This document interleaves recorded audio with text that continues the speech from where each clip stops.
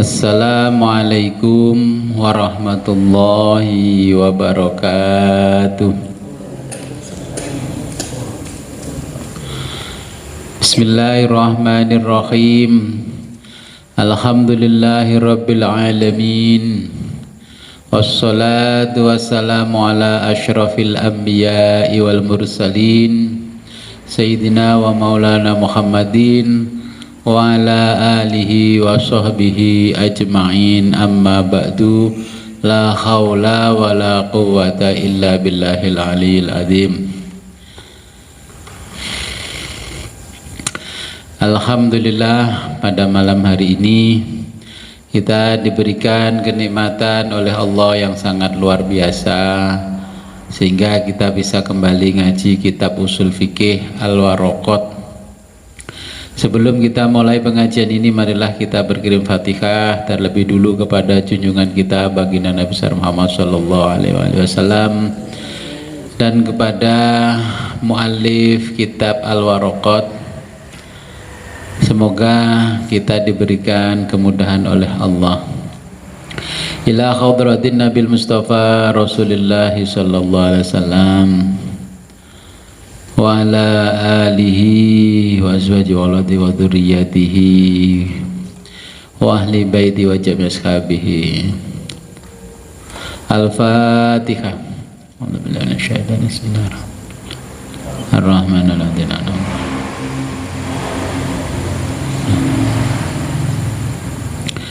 Wa summa ila hadratin wa summa ila ruhi muallif kitab Al-Waraqat Imamul Haramain Abul Ma'ali Ziyauddin Abdul Malik bin Abdullah bin Yusuf bin Muhammad Al-Juwaini wa Syekh Al-Alim Allamah Jalaluddin Muhammad bin Ahmad Al-Makhalli Asy-Syafi'i rahimahumallahu ta'ala wa nafa'ana bihima wa biulumihima fid dharaini wa liwalidayhima wa limasyayikhima. Al-Fatihah. A'udzu billahi minasy syaithanir rajim. Bismillahirrahmanirrahim. Wa thumma ila arwahi abaina wa ummahatina wa jaddatina wa usulina wa furuina wa alal hadirina fi majlisina hadza. Al-Fatihah. A'udzu billahi minasy syaithanir rajim. Bismillahirrahmanirrahim. Amin. Halaman pinten? 39. Okay. Ta'rifun naskhi.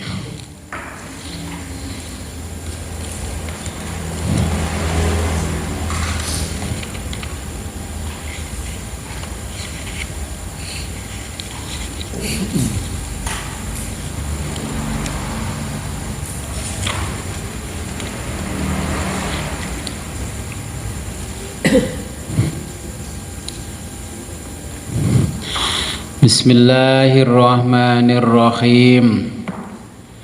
Qala al-muallifu rahimahullahu ta'ala wa nafa'ana bihi wa bi ulumihi fid dharaini amin ya rabbal alamin.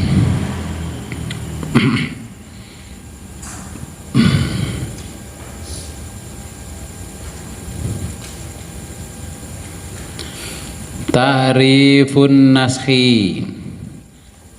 Ta'rifu definisi.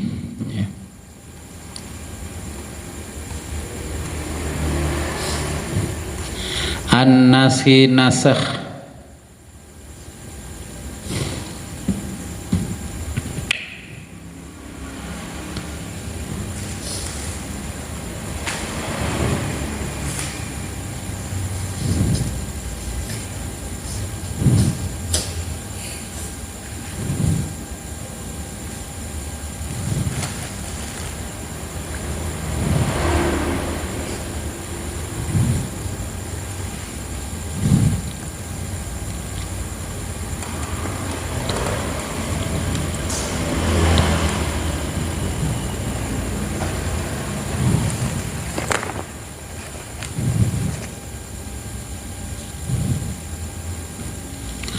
Ta'rifun naskhi, definisi nasakh. Wa amman nashu, adapun nasah,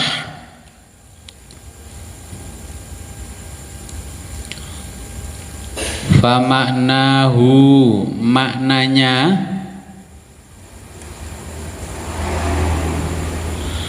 lughatan menurut bahasa, al-izalatu adalah menghilangkan,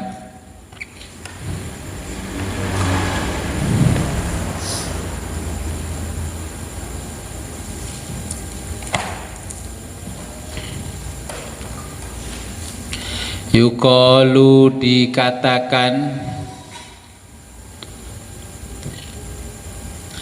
nasakhotis syamsu, nasakhoti telah menghilangkan, apa asyamsu matahari,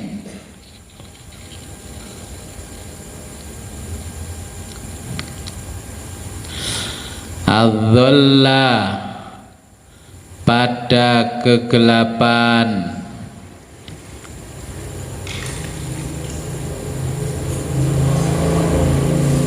idza saat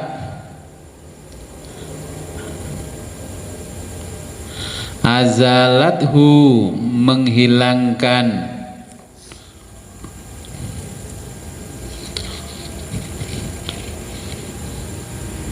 azalathu melenyapkan,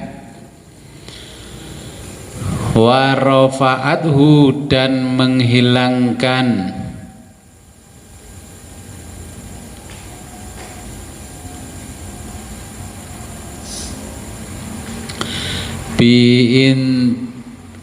bin bisatiha, bin bisatiha dengan pancaran sinar terangnya,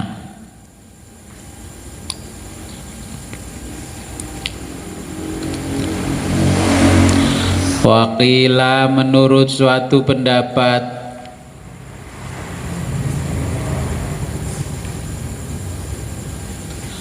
maknahu arti nasah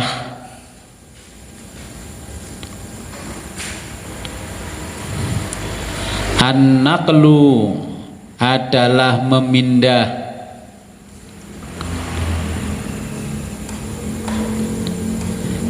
min qaulihim, min diambil dari qaulihim perkataan orang Arab,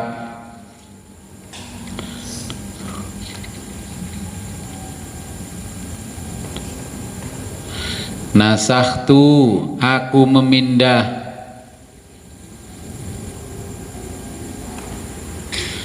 ma fil kitabi ma isi, fil kitabi dalam kitab,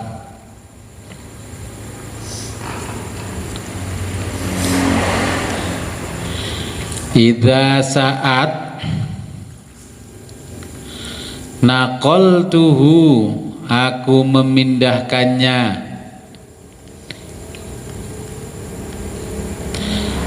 bi ashkali sekalian bentuk, kitabatihi tulisan aslinya,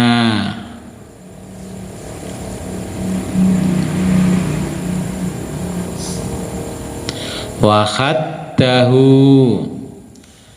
dan batasan, syar'an menurut syara',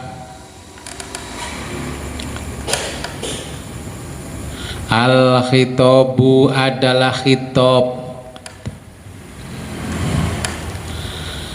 ad-dalu yang menunjukkan,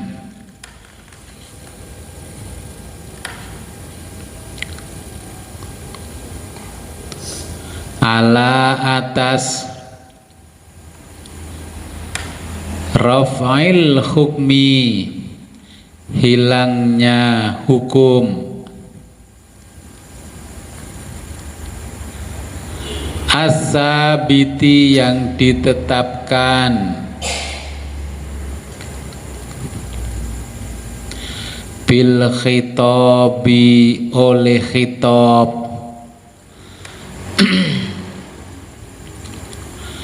al mutaqaddimi sebelumnya,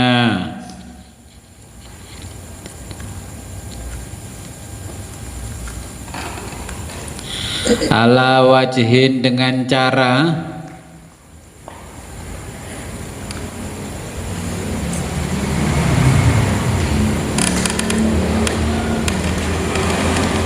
laulahu seandainya tidak,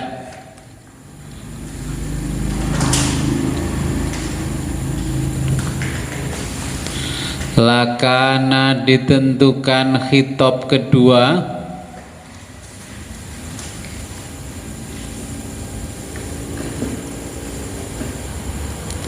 sabitan maka hukum tetap berlaku,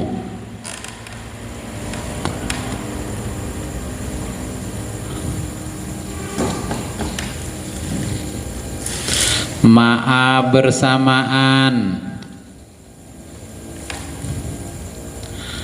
tarohihi selang waktu,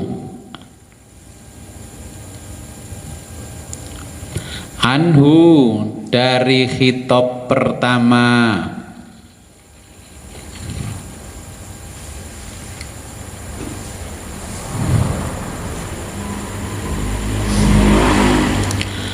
hadza ini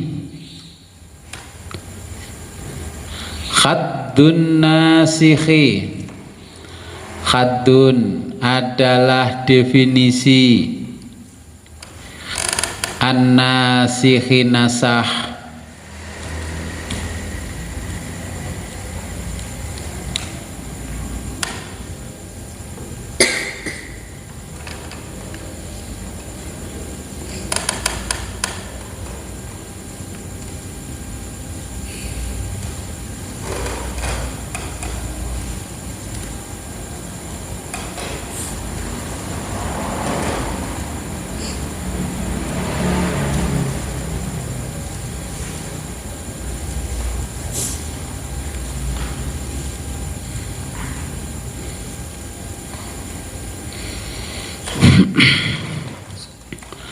wa yu'khadhu dan diambil,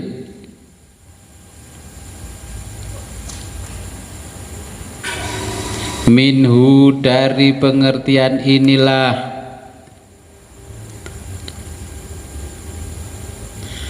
khaddun naskhi definisi nasah,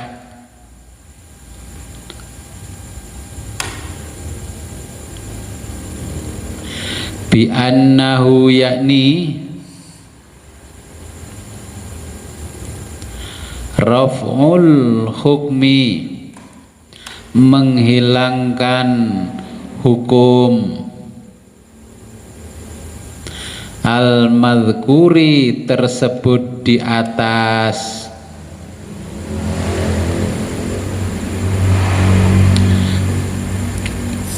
bi khitabin dengan menggunakan khitab,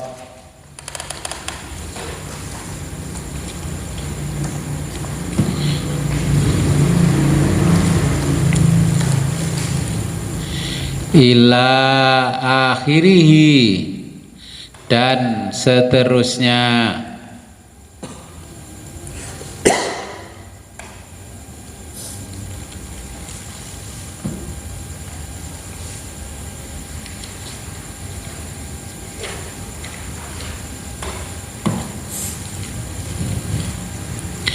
Ai yaitu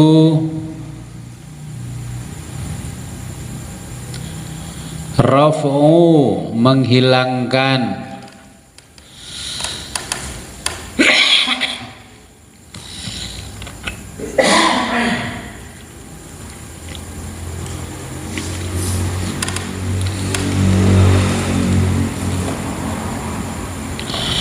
ta'alluqihi, keterkaitan hukum, bil fi'li, dengan perbuatan manusia,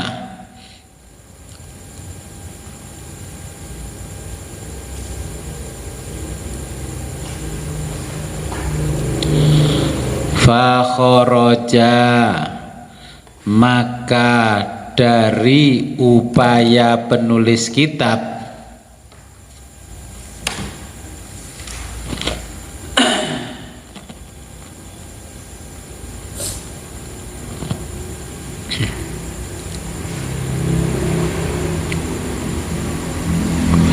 biqaulihi, dengan pendapatnya,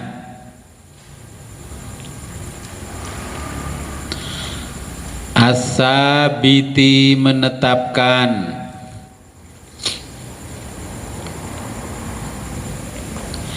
bil khitabi, bil khitabi, khitab,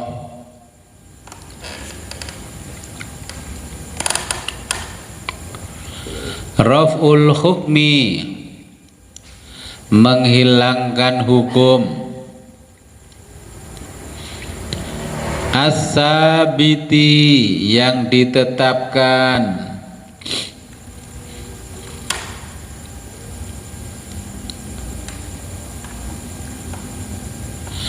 bil bara'atil asliyati, berdasarkan bara'ah asliyah. Bara'ah asliyah jenengan catet nggih. Artinya tidak ada tanggungan secara substantif.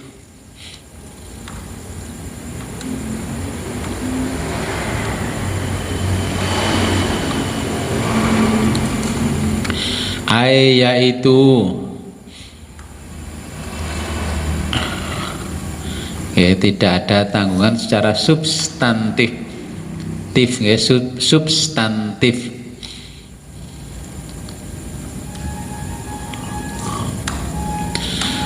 Yaitu adami, tidak adanya,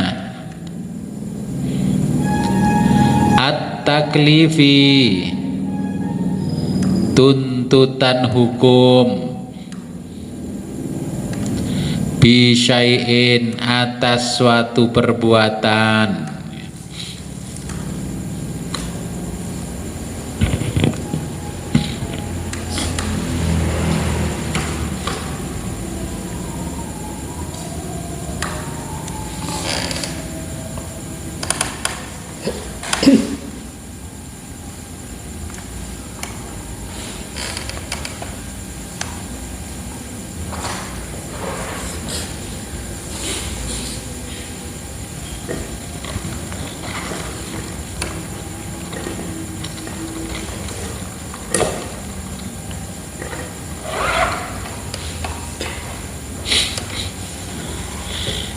saya jelaskan dulu. Ini ada nasah. Nah, di hukum Islam itu ada nasah, ada mansuh. Ada nasah, ada mansuh. Jadi nasah dalam bahasa Arab ya biasanya diterjemahkan pembatalan. Jadi dibatalkan. Undang-undang sudah berlaku. Nah, kalau di Indonesia kan ada Mahkamah Konstitusi, undang-undang sudah ditetapkan pemerintah, tapi ada orang yang tidak setuju dengan undang-undang itu, lalu menggugat ke Mahkamah Konstitusi tentang undang-undang itu, akhirnya dibatalkanlah oleh Mahkamah Konstitusi, maka itu namanya dinasah.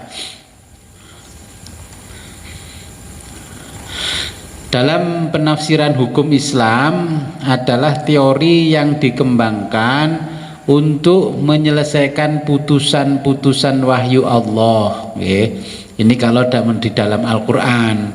Kalau hukum-hukum biasa seperti di kita, yaitu undang-undang sudah berlaku, akhirnya dibatalkan. Contohnya kemarin batasan presiden usia minimal 40, ada yang gugat 35.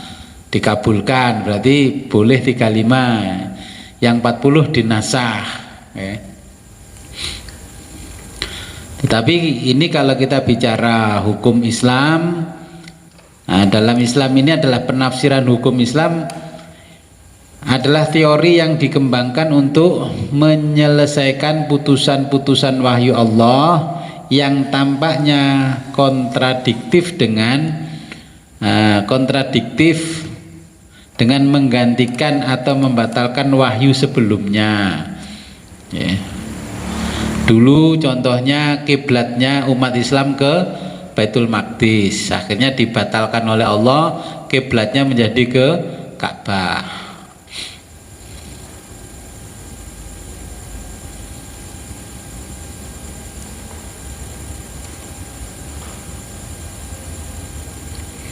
Sebagai contoh, semula alkohol itu tidak diharamkan ya. Semula alkohol tidak diharamkan, kemudian Allah memberitahukan bahwa kebaikan-kebaikan di dalam alkohol itu tidak ada ya, untuk kepentingan tubuhnya manusia.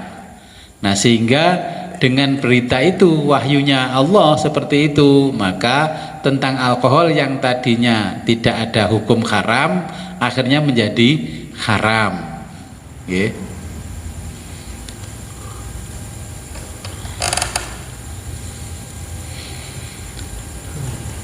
Jadi ini namanya nasih ya, nasah atau nasih mansuh.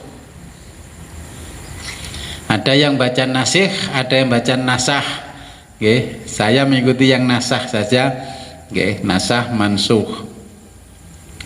Kemudian yang kedua ini ada mansuh ya, setelah nasah mansuh. Dalam bahasa Arab biasanya terjemahkan suatu hal yang diganti ya, yang diganti. Nah, mansuh diartikan sebagai hukum syara yang menempati posisi awal ya, yang belum diubah atau diganti dengan hukum syara yang datang kemudian. Dulu kan orang Islam sholat itu masih boleh sambil omong-omongan ya, kemudian turun ayat bahwa sholat tidak boleh sambil ngobrol ya, akhirnya nggak boleh ngobrol.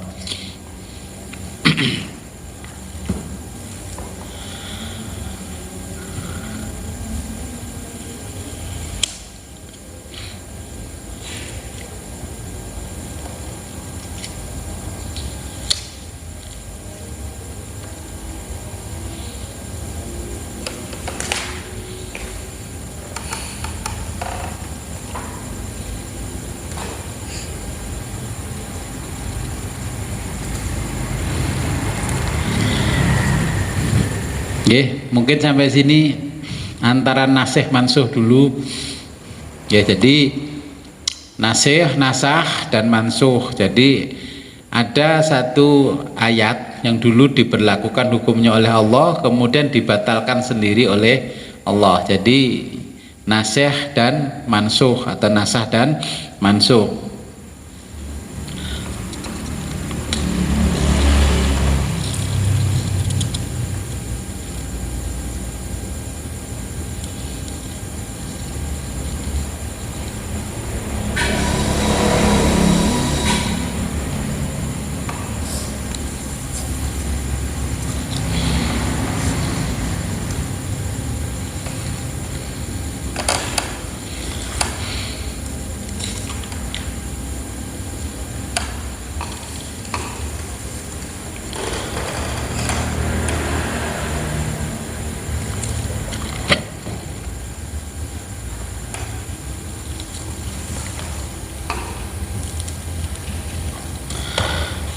Ya, untuk memperjelas kita lanjutkan ke berikutnya.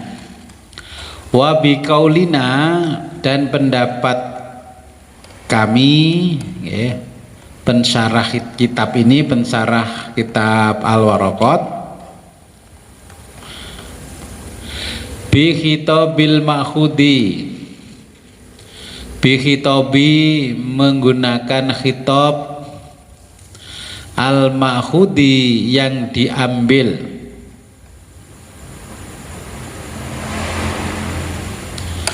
min kalamihi dari perkataan penulis kitab,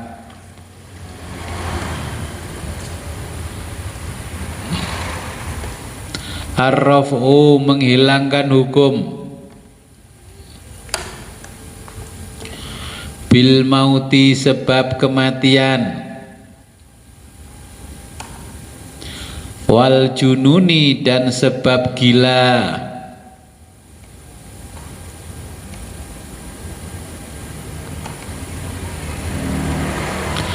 wa bi qaulihi dan pendapat pengarang kitab,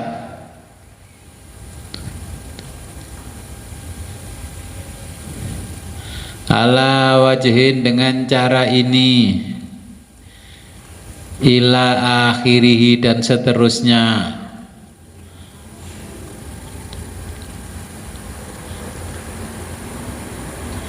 ma mengecualikan, laukana ketika ada, al khitabu khitab, al awalu awal,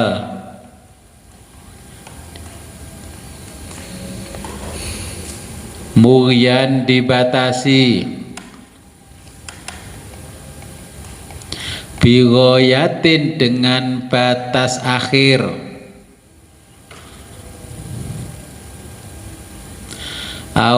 atau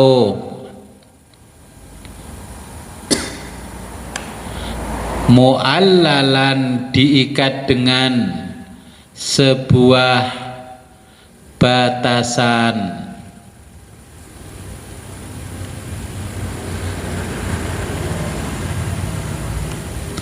bimakna makna kata,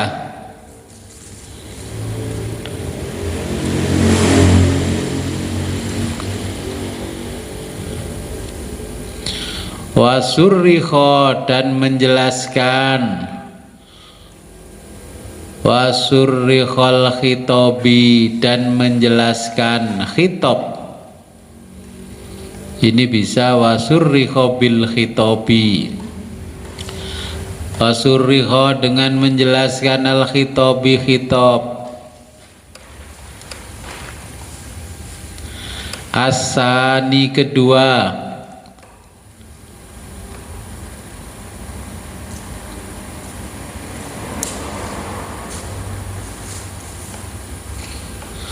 bimuktadha dengan batasan alasan makna, dengan batasan alasan makna,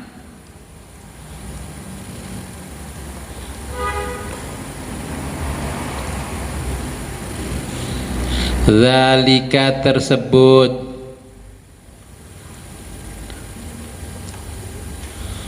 fa innahu maka khitab pertama, la yusamma tidak bisa yusamma disebut,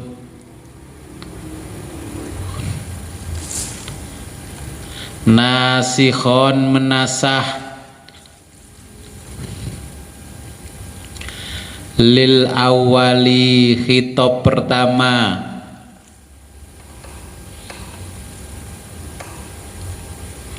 misaluhu seperti contohnya, qauluhu ta'ala firman Allah ta'ala, idza nudiya, idza apabila nudiya telah diseru, lis-sholati untuk melaksanakan sholat, min pada yaumil jum'ati hari Jumat,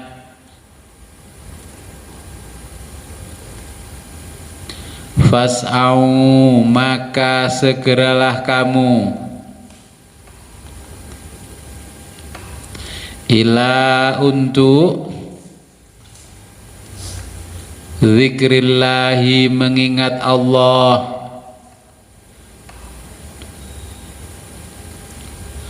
wadharu dan tinggalkanlah, wadharul bai' dan tinggalkanlah jual beli.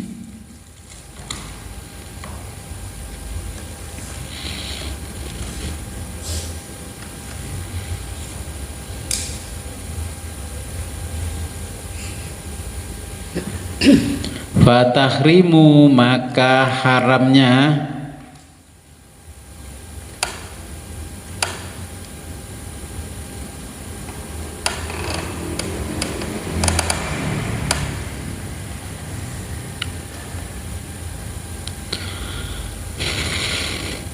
al-bai'u transaksi jual beli,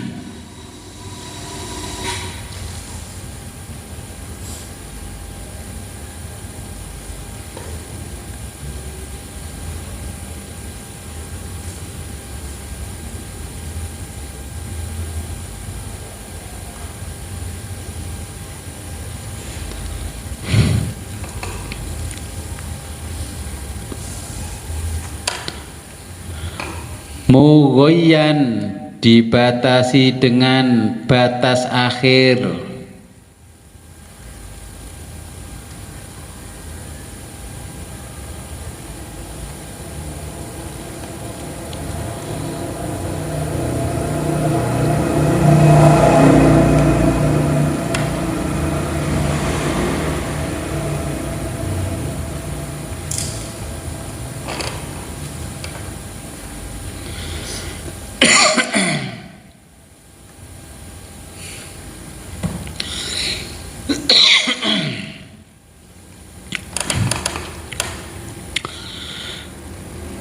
mughayyan dibatasi dengan batas akhir, bingkidoi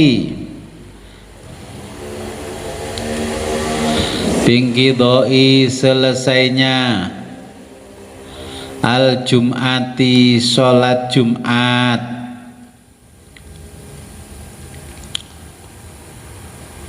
fala maka tidak bisa yuqalu dikatakan inna bahwa qaulahu ta'ala firman Allah ta'ala,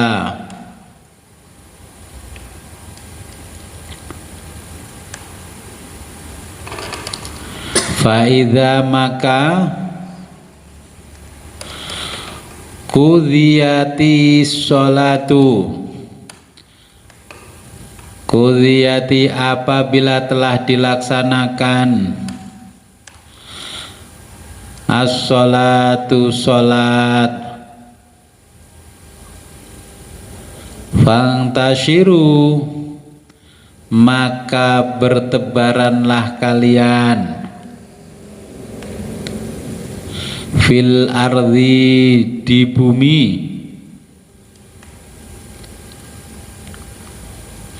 wabtaghu dan carilah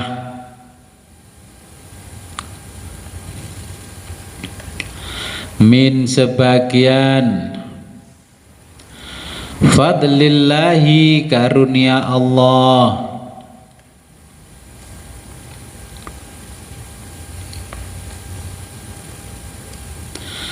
nasikhun menasah,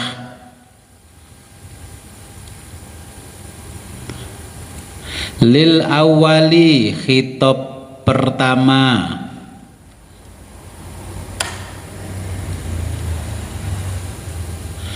bal namun hanya,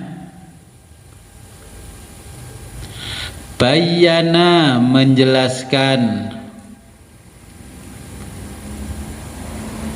Ghayata batasan akhir, at-tahrimi keharaman.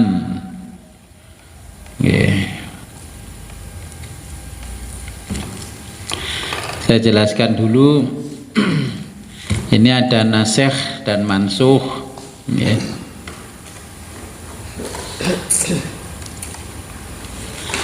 Jadi ini ada beban hukum yang dibebankan kepada manusia. Ini khitabnya Allah. Seperti contoh, idza nudiya lis-sholati mi yaumil jum'ati fas'au ila dzikrillahi wa dzarul bai'a. Ya. Apabila telah diseru lis-sholati untuk melaksanakan sholat mi yaumil jum'ati fas'au, maka segeralah kamu ila dzikrillahi, ya, mengingat Allah, wa dzarul bai', dan tinggalkanlah jual beli.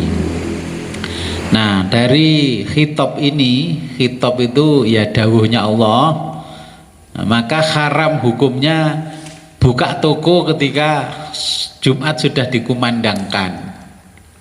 Tapi karena Indonesia bebas, sing sholat ya monggo, sing nggak sholat tetap buka toko. Lah kalau khitabnya Allah begini secara pribadi,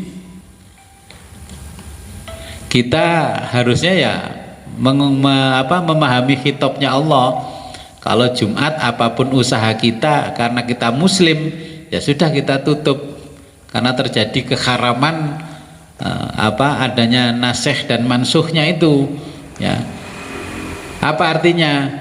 Tadinya jual beli dihalalkan oleh Allah. Dan ketika datangnya hari Jumat, ada ibadah sholat Jumat, Allah menghimbau kepada kita, tinggalkanlah jual beli. Artinya Allah memerintahkan meninggalkan. Kalau tidak kita tinggalkan, berarti hukumnya adalah haram. Jadi artinya perintah tinggalkanlah ini nasikh dan mansukh, yang artinya jual beli tadi. Kita nggak boleh jual beli, karena datangnya waktu sholat Jumat. Nah, bagaimana ini?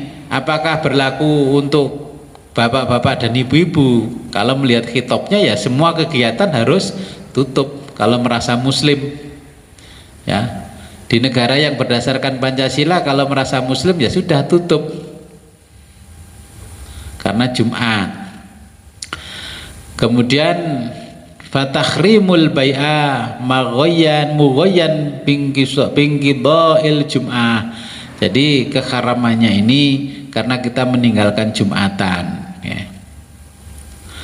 Kemudian faidza qudiyatis sholatu fangtashiru fil ardi. Nah, ketika selesai sholat Jumat, ya silahkan kamu bertebaran di muka bumi.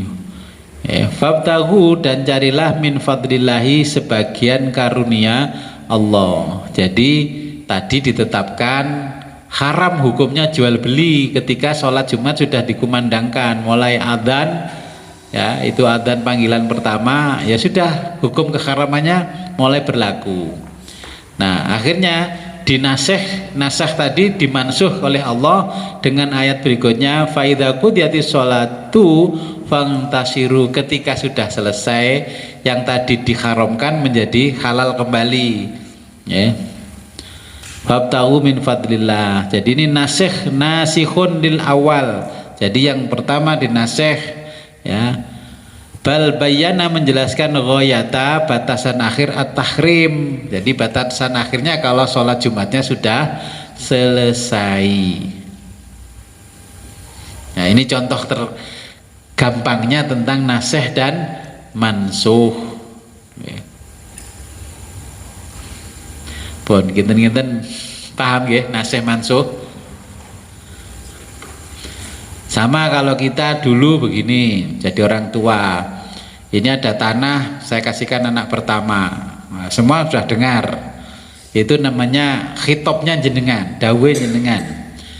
Tiba-tiba tahun berikutnya berubah, tak keno anak nomor 3. Nah, ini nasikh di mansukh. Terus bapaknya ditanya, alasannya apa Pak? Dawuh jenengan kok dinasah ini? Iya, iku dulurmu sing nomor 3 ekonomine kok sengkek, ya wis tak kene iku ae ya.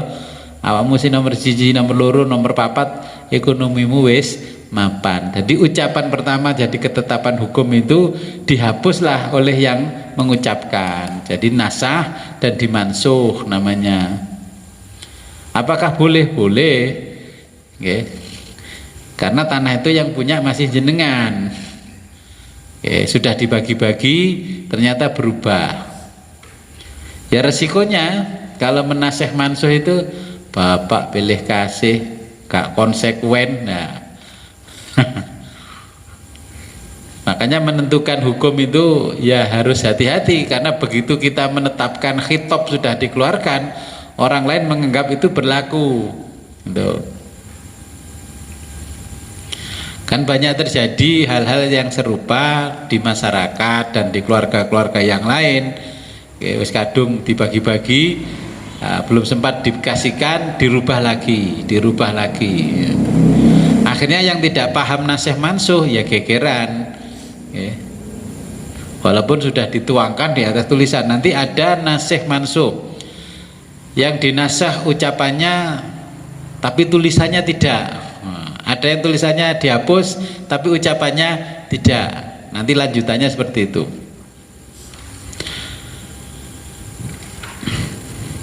Oke, saya lanjutkan biar pas titiknya nih. Wa harrama, dan diharamkan alaikum atasmu soidul barri,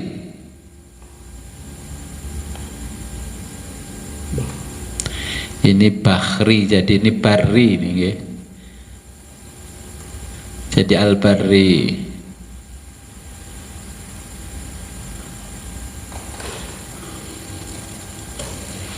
Ayatnya yang benar ini bari, tapi ini ditulis bahri.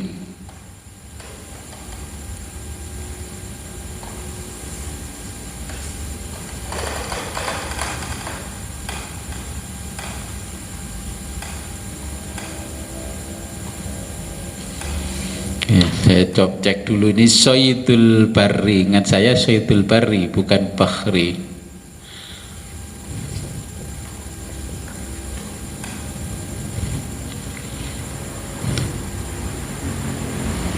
Ini surat Al-Maidah ayat 96.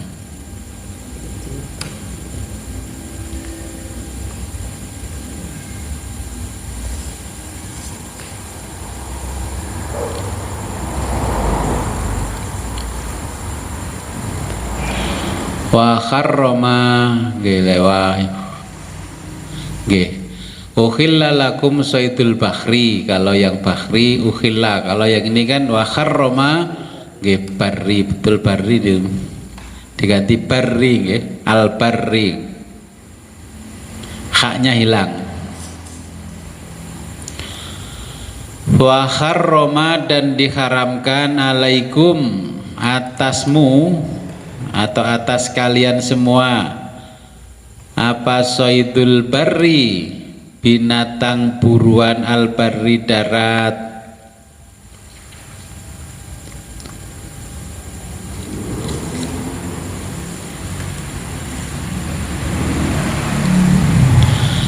Madumtum, selama kamu huruman sedang ihram.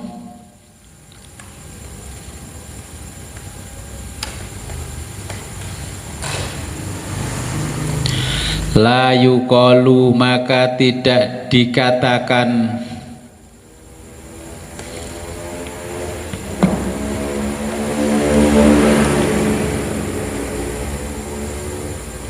dalam kurung ayat di atas tadi, nasakhohu, telah dinasah, qauluhu ta'ala, oleh firman Allah Ta'ala,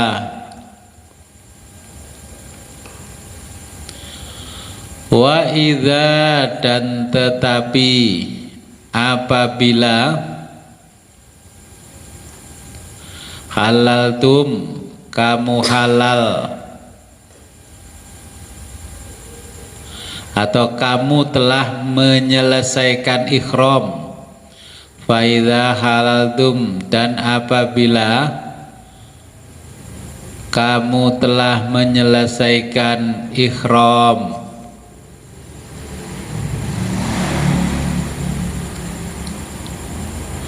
fastadu, maka kamu boleh berburu.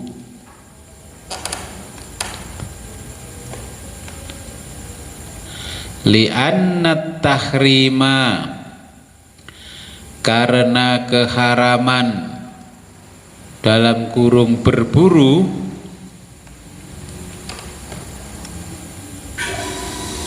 lil ikhrami, karena status ikhram, ya.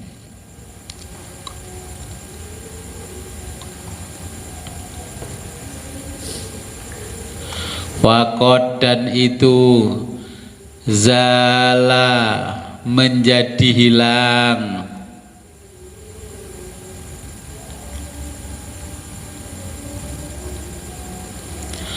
wa kharaja, dan keluar, bi qaulihi, dari ucapan penulis kitab,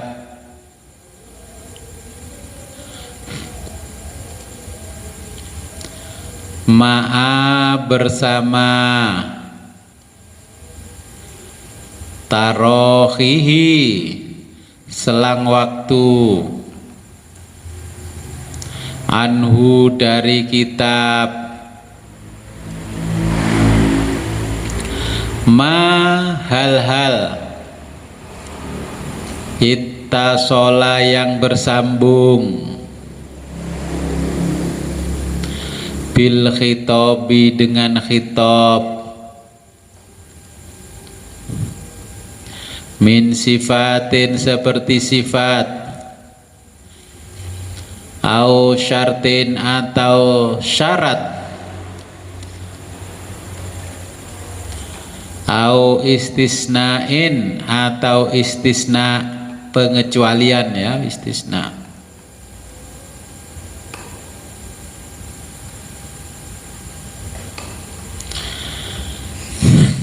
Ini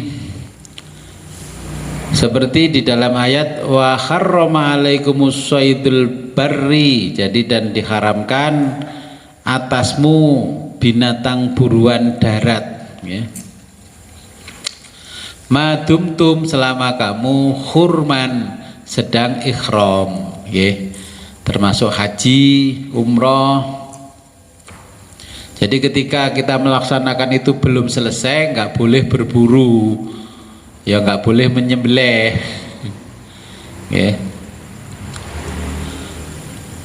Nah, maka itu kalimatnya, ayatnya Allah dinasikh, kemudian dimansuh, wa idza halaltum fastadu, kalau kamu sudah menyelesaikan ikhram, maka bolehlah kamu berburu, ya. Jadi yang mengharamkan karena status keikhramannya, status ikhramnya. Andai kata ke tanah suci tapi jenengan tidak niat haji, tidak niat ikhram, tidak diharamkan, ya. Jadi pengertiannya, walaupun jenengan posisi berada di tanah haram di musim haji, tapi jenengan tidak niat pergi haji, ya, berarti tidak haram karena tidak berstatus ikhram.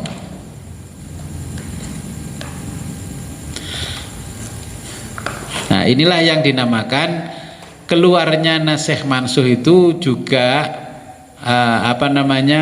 bersambung pada sifat dan perbuatan kita ketika ada khitabnya Allah. Kalau jenengan berada di sana tidak naik haji, statusnya TKI TKW, ya enggak apa-apa, berburu enggak apa-apa, menyembelih binatang, nyate juga enggak apa-apa, ya. Jadi karena status inilah yang menyebabkan keharamannya. Ya, ada pertanyaan? Nggih, monggo. Ayat itu apa? Ayat ini berdasarkan berbeda soal. Oh, nggih. Nggih, jadi ten kene ayat fa idza nudiyatis shalat.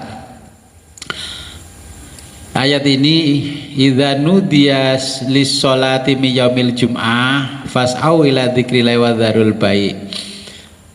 Awalnya pada waktu pertama Nabi melaksanakan sholat Jum'ah, nah terus datanglah rombongan atau kabilah pedagang dari Syam atau Syria, okay.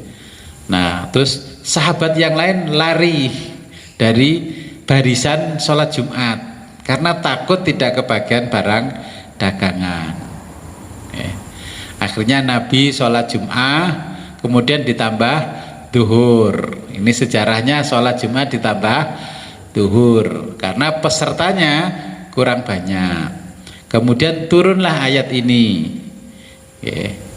Maka turun ayat ini, keharamannya berdagang kalau sudah dikumandangkan panggilan Jumat, ya inilah ayatnya. Kemudian jadilah wajib sholat Jumat. Jadi ayat ini menunjukkan kewajiban kita untuk melaksanakan sholat Jumat. Oke. Awalnya kan tadinya belum diwajibkan, Nabi masih melaksanakan sholat Jumat yang pertama. Nah, ternyata para sahabat banyak yang takut tidak dapat barang dagangan. Maka lanjutannya oleh Allah ayatnya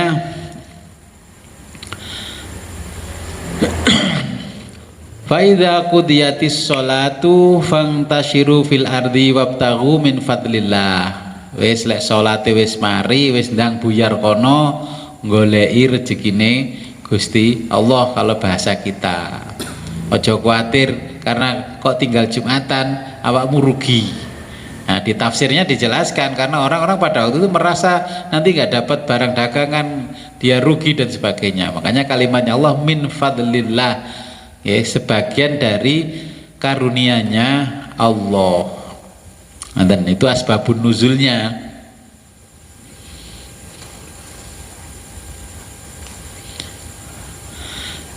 Tapi hukum yang lain, nah wajibnya sholat Jumat adalah bagi orang yang mukim di setempat.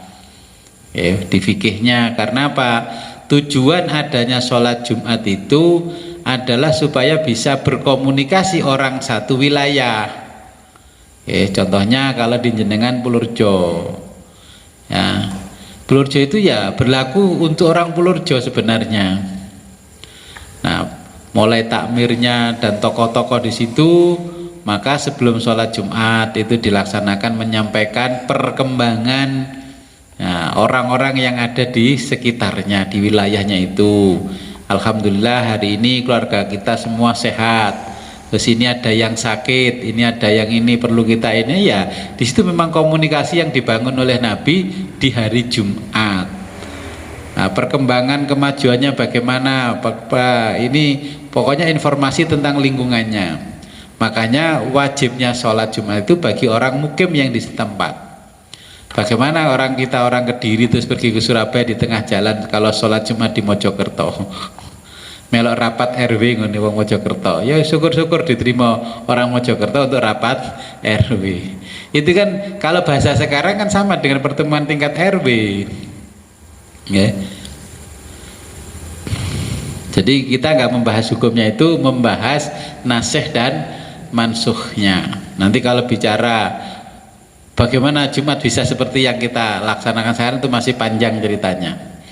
Yang penting jenengan sudah memahami apa namanya yang dimaksud di dalam Al-Quran, ada nasikh dan ada mansuh. Kalau nasikh dan mansuh itu tadi yang menyangkut diri seseorang. Nggih, tadinya kan ini karena khitabnya Allah memberlakukan sesuatu akhirnya dicabut oleh Allah. Jadi yang nasikh dimansuh. Allah saja begitu. Bagaimana kalau dengan kita wis kadung ngomong wis gak sidole nek kita cabut omong aku. Nggih, boleh kita Katakanlah kita sudah ke notaris, dicatatkan di notaris, kita datang lagi ke notaris untuk dibatalkan, boleh. Di pengadilan juga sama, untuk dibatalkan oleh pengadilan juga boleh. Itu namanya nasikh dan mansuh. Pribadinya boleh. Kita sudah, ya saya contohkan tadi, kita punya harta ya 100 petak. Katakanlah satu petak ini dibagi anak 3. Nah, sudah dibagi rata. Terus anak pertama ternyata sudah kaya raya. Anak yang ketiga sengkek, orang Jawa bilang, ekonominya susah. Terus anak pertama jenengan nasikh dan mansuh.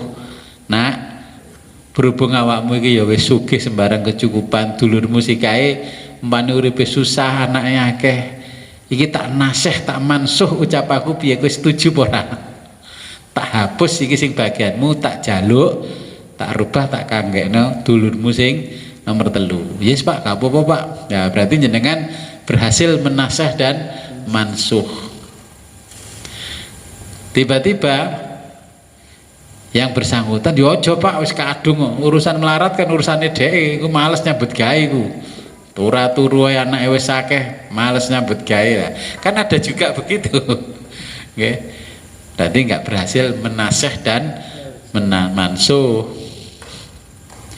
Kalau tanah diwakafkan, kalau ditarik kembali tanah yang sudah diwakafkan. Oke, maka istilahnya wakaf. Waqafa artinya berhenti. Ya, jadi diberhentikan di situ, sudah nggak boleh pergi kemana-mana. Jadi menurut arti bahasa kan berhenti. Jadi hak milik orang lain diberhentikan di satu masalah. Contohnya kan kalau kita punya tanah diwakafkan untuk masjid, ya sudah berhenti untuk masjid dan tidak boleh untuk yang lain, maka istilahnya itu wakaf. Yang punya hak awal, hak pemilik hak ini akhirnya mewakafkan. Wakaf, makanya Allah istilahnya wakaf, jadi menghentikan di situ. Terus kemudian harta wakaf ini oleh pengelola wakaf, katakanlah kalau madrasah atau masjid, disewakan. Disewakan tapi bukan untuk kepentingan masjid. Itu tidak boleh, karena namanya wakaf untuk masjid. Berbeda kalau kepentingan wakaf untuk sosial. Jadi siapa saja boleh menggunakan. Jadi kalau untuk masjid, supaya boleh, berarti di masjid itu adakan santunan. Jadi panitia itu takmir masjid dan semua anggota yang ada di situ mengadakan santunan anak yatim.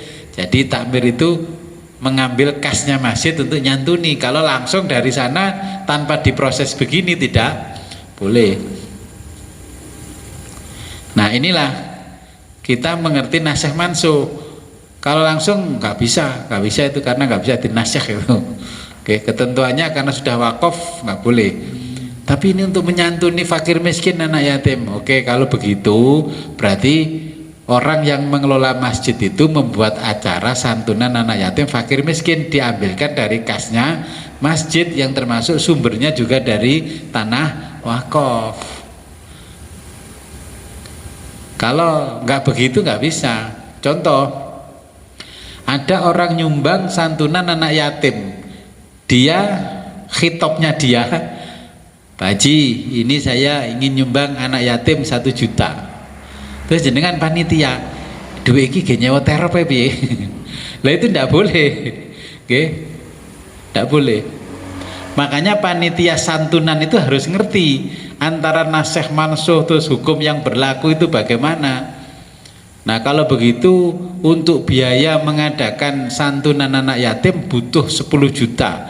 Berarti panitia ini harus mencari penyandang dana sejumlah 10 juta biar tidak merubah niat awalnya orang-orang yang menyantuni anak yatim. Jadi tidak boleh diambilkan dari uang santunan.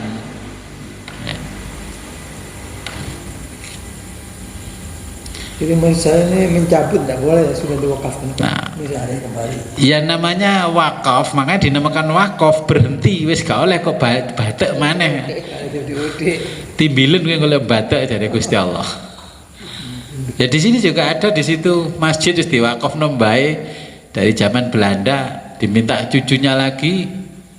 Sekarang ya sepi, akhirnya masyarakat bangun masjid ya di sebelahnya. Oh, niatnya wakaf. Ya makanya oleh Allah istilah itu dinamakan wakaf, berhenti grek mandek cegrek gitu. Ya.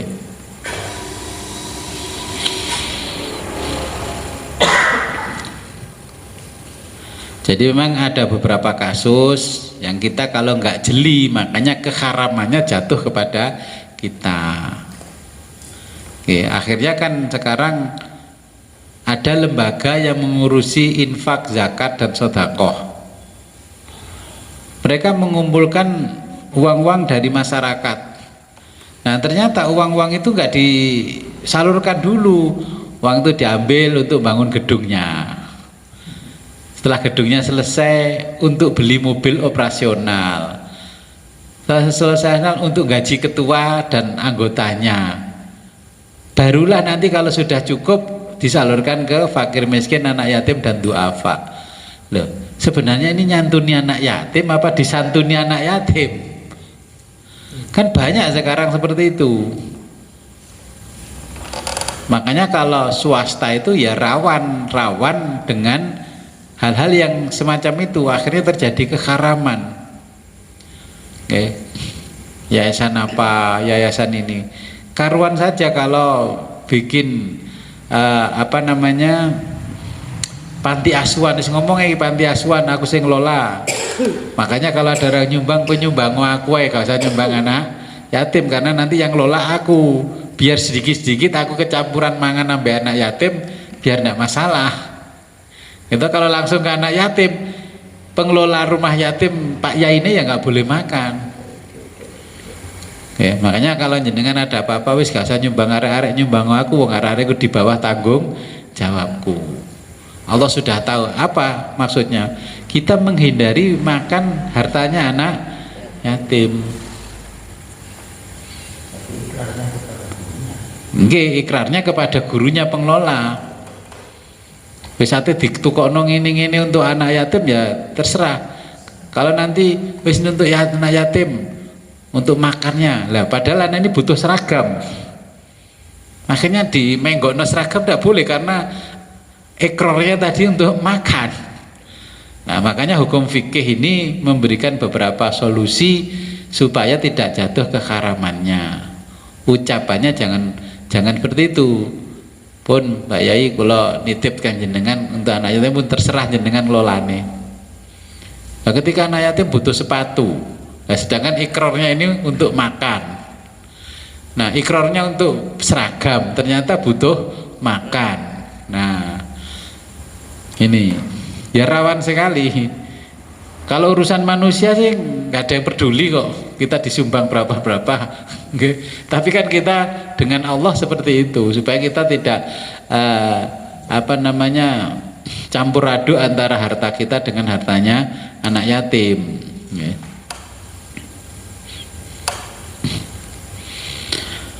Sementara itu masih ada pertanyaan? Ada sedikit. Monggo. Jadi kembali masalah nasib mansub. Jadi misalnya seorang bapak mencabut pemberiannya, tapi anaknya tidak menyetujui, batal bisa. Jadi begini, kalau belum dituangkan dalam bentuk tulisan, maka itu masih bisa dibatalkan. Kalau sudah dituangkan dalam bentuk tulisan, itu tidak bisa dibatalkan. Oke, kalau belum bentuk tulisan. Jadi kalau sudah bertulisan, pokoknya ada kesepakatan antara anak dan orang tua bisa, walaupun sudah bentuk tulisan. Nah, itu nanti di bab berikutnya itu wayajuzun naskhur rosmi wa baqaul hukmi. Jadi diperbolehkan menasakh tulisannya. Rosmi yang sudah dibuatkan tulisan di notaris, dinasakh wa baqaul hukmi tapi menetapkan hukumnya tetap berlaku harta waris. Contohnya gini, ini anak 3, kamu anak pertama, kan sudah saya bagi rata ini ya 10-10 dapatnya. Tapi karena saudaramu yang ketiga ini, ya, ini hidupnya susah, ini seperti yang teraskan tadi. Lah ini surat notarisnya tetap nggak dirubah, ya. Tapi khitobnya yang dirubah. Dia tahu, dia paham, tidak perlu merubah ini. Jadi dia tetap hukumnya sudah dapat warisan, hanya saja warisannya diberikan pada saudaranya atas permintaan bapaknya, dinaseh sama mansuh bapaknya. Makanya di sini babnya wa yajuzun naskhur rosmi wa baqaul hukmi. Lah ada yang berikutnya wa naskhul hukmi wa baqaul rosmi. Ya, yang jenengan itu namanya wa naskhul hukmi, menasah hukumnya, tapi hukumnya tetap tertera di situ ya bagian anak pertama. Terus ketika nanti di kemudian hari anaknya cucunya, bapakku paling gak oleh, lu iki tulisane, lu iki biyen wis dinaseh hukume karo mbah, tulisane gak dibusek. Lah iki diparap bapakmu. Makanya butuh parap itu karena naseh dan mansuh. Nggih, kalau nggak ada pertanyaan karena waktunya sudah malam. Sebelum kita akhiri, marilah kita berdoa kepada Allah. Semoga apa yang kita pelajari pada malam hari ini membawa manfaat barokah fid dini wa dunya hatta akhirah. A'udzubillahi minasyaitonirrajim. Bismillahirrahmanirrahim. Allahumma shalli wa sallim wa barik ala sayyidina Muhammad wa ala ali sayyidina Muhammad wa ala kulli sahabati rasulil ma'in. Allahumma rzuqna fahman nabiyyin wa khidmal mursalin wa ilhamal bi rahmatika ya arhamar rahimin. Allahumma khudh minna wa taqabbal minna wa aftah baba kulli khairin kama fatahta ala bika bi rahmatika rahimin. Wa sallallahu ala khairi khalqi sayyidina Muhammadin wa ala alihi alhamdulillahi rabbil alamin. Al-Fatihah. A'udzubillahi minasyaitonir rajim. Amin. Akhirul kalam ihdinas siratal mustaqim wa billahi taufiq wal hidayah wa ridwan. Assalamualaikum warahmatullahi wabarakatuh.